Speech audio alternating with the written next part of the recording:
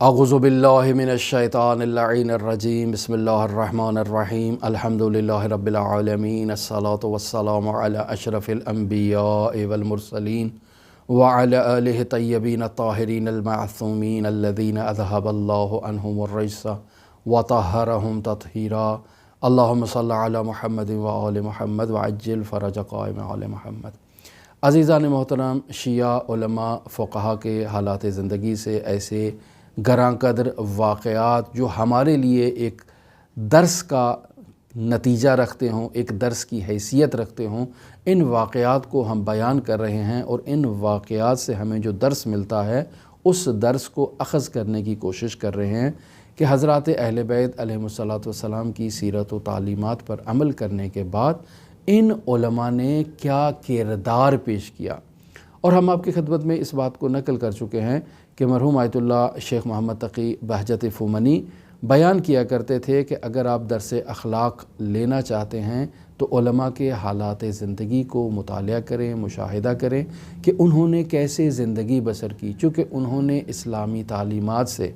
बेहतरीन तालीमात को मुतालिया किया, पढ़ा और उनमें से भी बेहतरीन को इंतखाब करके उसे अपनी ज़िंदगी में अपना रोल मॉडल करार दिया और उस पर अमल किया। लिहाजा हमारी ये ज़िम्मेदारी है कि हम इन हस्तियों की ज़िंदगी से दर्स लें और एक बेहतरीन दर्स अखलाक है उलमा की ज़िंदगी में। आज जिस वाक़े को मैं आपकी खिदमत में लेकर आया हूँ वो मरहूम इमाम खुमैनी रहमतुल्लाह अलैह से मुताल्लिक़ है। इमाम खुमैनी रहमतुल्लाह अलैह वजूहात शरइया यानी खुम्स की रकम को इस्तेमाल करते वक़्त नहायती दिक्कत का मुज़ाहिरा किया करते थे। वाक़े को नकल करने वाले हैं आयतुल्लाह मोहम्मद हादी मारिफत, जो उलूम कुरान व हदीस में एक बेनज़ीर शख्सियत है और इनका इंतकाल हो चुका है। खुदावंद मुताल इनकी कब्र को नूरानी करे, खुदावंद मुताल इन्हें हज़रात अहले बैत अलैहिमुस्सलातु वस्सलाम के हुज़ूर रिफ़अत मकानी अता फ़रमाए। ये आयतुल्लाह मोहम्मद हादी मारिफत नकल करते हैं कि जब इमाम खुमैनी रहमतुल्लाह अलैह नजफ़ अशरफ में मुक़ीम थे और ईरान से उन्हें मुल्क बदर कर दिया गया था और वो नजफ़ में क़याम पज़ीर थे, तो उस वक्त हम इमाम खुमैनी रहमतुल्लाह अलैह से फैज़याब हुआ करते थे और इल्मी इस्तिफ़ादा किया करते थे। एक रोज़ जब मैं इमाम खुमैनी रहमतुल्लाह अलैह की खिदमत में मौजूद होता हूँ तो ईरान से कुछ ताजिर आते हैं और आकर इमाम खुमैनी रहमतुल्लाह अलैह की खिदमत में खुम्स में से सहम इमाम तक़दीम करते हैं। खुम्स की रकम अज़ीज़ान मोहतरम, इंसान अपनी जो आमदन है उसमें से जो खुम्स निकालता है उस खुम्स को दो हिस्सों में तकसीम किया जाता है। एक हिस्सा सहम सादात होता है जो सादात का हक़ है और सादात को देना चाहिए और सादात पर ख़र्च होना चाहिए, जबकि दूसरा हिस्सा जो है वो इमाम ज़मा अज्जलल्लाहु ताला फ़रजहु शरीफ का हिस्सा है और उनसे मुताल्लिक़ है और उनके नायब आम यानी मर्जए तक़लीद तक पहुँचाना चाहिए या किसी भी ऐसे मोतबर मुस्तनद आलिम को देना चाहिए कि जो मर्जए तक़लीद के मसारिफ़ को जानता हो और उसके मसरफ़ पर उसकी इजाज़त के साथ इस्तेमाल करे। तो ये अफराद आते हैं इमाम खुमैनी रहमतुल्लाह अलैह की खिदमत में और खुम्स में सहम इमाम की एक नहायती ख़तीर रकम इमाम खुमैनी रहमतुल्लाह अलैह की खिदमत में पेश करते हैं और साथ ही इमाम खुमैनी रहमतुल्लाह अलैह से ये तकाज़ा करते हैं कि हुज़ूर, हमारे इलाक़े में मस्जिद नहीं है और हम ये चाहते हैं कि अपने इलाक़े में मस्जिद को तामीर करें। लिहाजा आपसे ये तकाज़ा करते हैं और दरख्वास्त करते हैं कि ये जो रकम हम आपकी खिदमत में पेश कर रहे हैं, आप ये रकम हमें वापस कर दें ताकि हम जाकर अपने इलाके में मस्जिद की तामीर करें। तो आयतुल्लाह हादी मारिफत कहते हैं कि मैंने देखा इमाम खुमैनी रहमतुल्लाह अलैह ने सख्ती से मना कर दिया और कहा, नहीं, हरगिज़ इस बात की इजाज़त नहीं दूंगा कि ये रकम जो आप मेरे पास लेकर आए हैं ये आप वापस ले जाएं। ताज्जुब की बात है, भाई मस्जिद बनाना चाहते हैं, अल्लाह का घर बनाना चाहते हैं, इबादत कदा बनाना चाहते हैं और आपके पास इमाम की रकम मौजूद है और आप इमाम की रकम को मस्जिद बनाने के लिए नहीं दे रहे। ताज्जुब की बात है, हर आदमी इस पे ताज्जुब करेगा कि ये कैसा फ़क़ीह है कि जो इमाम की रकम को मस्जिद बनाने के लिए नहीं दे रहा। इमाम खुमैनी रहमतुल्लाह अलैह फरमाते हैं कि देखो, मस्जिद बनाने के लिए तो मैं ये रकम आपको नहीं दे सकता हूँ, کیوں؟ چونکہ مسجد بنانا آپ لوگوں کی ذمہ داری ہے۔ ہر انسان جو معاشرے میں زندگی بسر کر رہا ہے اس کی یہ ذمہ داری ہے کہ وہ اپنی عبادت کے لیے ایک مکان تیار کرے جہاں اس نے عبادت کرنی ہے۔ عبادت اس کا اپنا روزمرہ کا شرعی وظیفہ ہے۔ خداوند متعال نے اس کے اوپر یہ لازم قرار دیا ہے کہ وہ نماز پڑھے، دن میں 5 وقت اس نے نماز کو ادا کرنا ہے، اور پھر نماز کو ادا کرنے کے لیے نماز کو مسجد میں ادا کرنا اس کی ایک بہت بڑی فضیلت ہے۔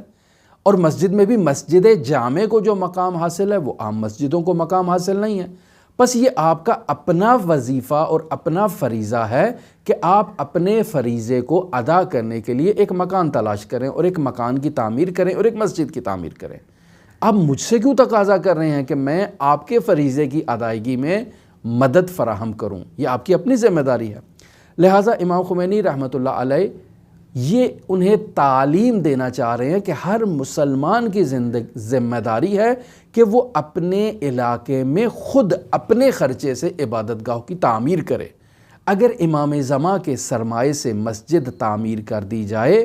تو پھر وہ مسجد اپنی بقا میں، اپنے استمرار میں اور دیگر تمام اخراجات میں بھی امام زمان کے اخراجات کی محتاج ہوگی۔ جب بھی مسجد میں کوئی ٹوٹ پھوٹ ہو گئی، کسی سامان کی ضرورت ہو گئی، آپ فوراً امام زمان کا مال تلاش کرنے کی کوشش کریں گے کہ اس پر خرچ کیا جائے، جبکہ یہ ہماری اپنی ذمہ داری ہے۔ لہٰذا امام خمینی رحمۃ اللہ علیہ ان افراد سے کہتے ہیں کہ تم نے جو نماز پڑھنی ہے اس نماز کے لیے جو پیشانی کے نیچے سجدے گاہ رکھنی ہے، اس سجدے گاہ کے لیے میں اپنی جیب سے پیسے کیوں دوں؟ وہ تمہاری اپنی ذمہ داری ہے۔ تم نماز پڑھنا چاہتے ہو، تمہاری یہ ذمہ داری ہے کہ اپنی نماز کی تمام شرائط کو خود فراہم کرو، خود سجدے گاہ لے کر آؤ، خود مصلی بچھاؤ، خود وضو کرو، خود قبلہ رخ ہو، خود تکبیرات الاحرام کو میں اس میں مدد کیوں کروں؟ میری کیا اس میں کردار اور میری کیا ذمہ داری ہے؟ لہٰذا اصلاً امام زمان کے سرمایے کو مسجد کی تعمیر میں، وہ بھی ایسی مساجد کی تعمیر میں جن مساجد کی تعمیر کی ذمہ داری مؤمنین پر عائد ہوتی ہے، امام زمان کے سرمایے کو ایسی جگہوں پر خرچ کرنے کی میں اجازت نہیں دے سکتا۔ پھر امام خمینی رحمۃ اللہ علیہ انہیں اس بات کی مزید وضاحت دیتے ہیں اور کہتے ہیں دیکھو، اگر تم کسی ایسے علاقے میں زندگی کرتے ہو کہ جہاں پر بہائیوں کا کنٹرول ہے اور وہ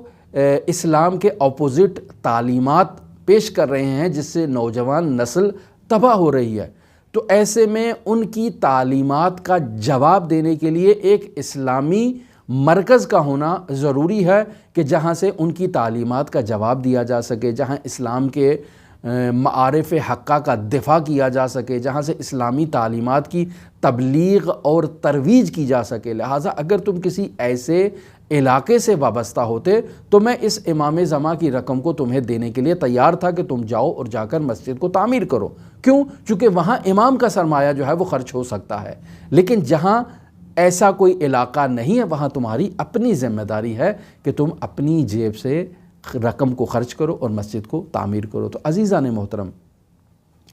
اس واقعے سے ہمیں یہ درس ملتا ہے کہ ہم امام زمان اجل اللہ تعالی فرجہ الشریف کے سرمایے کو خرچ کرنے میں دقت سے کام لیں، اور یہ دقت بطور معمول ہم اپنی زندگی میں مشاہدہ نہیں کرتے ہیں۔ اگر ہم نے خمس کی رقم نکالی ہے یا کہیں سے خمس کی رقم ہم تک پہنچ گئی ہے اور خمس کا وہ حصہ ہے جو سادات کو دینا ہے، تو سادات میں بھی ایسے سادات کو دیا جائے جو مستحق ہیں، جو واقعاً خود کام نہیں کر سکتے۔ ہم دیکھ رہے ہیں کہ ایک سید ہے، خود محنت مزدوری کر سکتا ہے، اپنے بچوں کا گزر بسر کر سکتا ہے، لیکن وہ سارا دن گھر میں بطالت کے ساتھ وقت بسر کرتا ہے اور وہ اپنی ذمہ داریوں کو، معاشرتی ذمہ داریوں کو، اپنی خاندانی ذمہ داریوں کو ادا نہیں کر رہا، تو ایسے شخص پر خمس نہیں بنتا کہ میں امام زمان کا سرمایہ اٹھا کر اس کو دے دوں۔ یہ تو اس کی عادت بن جائے گی کہ وہ خود کوئی کام نہیں کرے گا اور انتظار میں رہے گا کہ امام زمان کا سرمایہ آتا جائے اور وہ اس کو استعمال کرتا جائے۔ لہٰذا ایسے سید کو بھی خمس نہیں دینا چاہیے، یا ایسے سادات میں خمس تقسیم کرنا چاہیے جو واقعاً مستحق ہیں۔ یتیم ہیں، چھوٹے چھوٹے بچے ہیں اور ان کا سرپرست نہیں ہے، کوئی دوسرا ان کی مدد کرنے والا نہیں ہے، تو ایسے سادات کو رقم دینی چاہیے، ایسی بیواؤں کو رقم دینی چاہیے تاکہ وہ اپنے گھر میں جو ہے وہ ضروریات زندگی پورا کر سکیں، اور پھر بھی ان بیواؤں کو بھی جو ہے وہ خودداری کی تعلیم دینی چاہیے کہ دیکھو آپ کوئی سلائی کڑھائی کا کام سیکھ لو، ہم ابتدائی سرمایہ آپ کو فراہم کرتے ہیں، آپ کوئی کاروبار شروع کر لو، اس سے گھر بیٹھے ہی آپ اپنا روزگار بنا سکتی ہیں، کسی کی محتاجی نہیں ہوگی۔ آج تو ہمارے پاس خمس کی رقم ہے، ہم نے آپ کو دے دی، لیکن آئندہ آپ کے لیے یہ رقم کہاں سے آئے گی؟ لہٰذا خود اپنی زندگی کو مضبوط کرو۔ تو ہماری ذمہ داری ہے کہ ہم ان وجوہات شرعیہ کے استعمال میں نہایت دقت کا مظاہرہ کریں۔ ہماری دعا ہے کہ خداوند متعال ہمیں اسلامی تعلیمات پر عمل کرنے کی توفیق عطا فرمائے۔ آپ سب کے لیے دعا گو بھی ہیں اور نائب الزیارہ بھی ہیں۔ اللہم صلی علی محمد و آل محمد وعجل فرج قائم آل محمد۔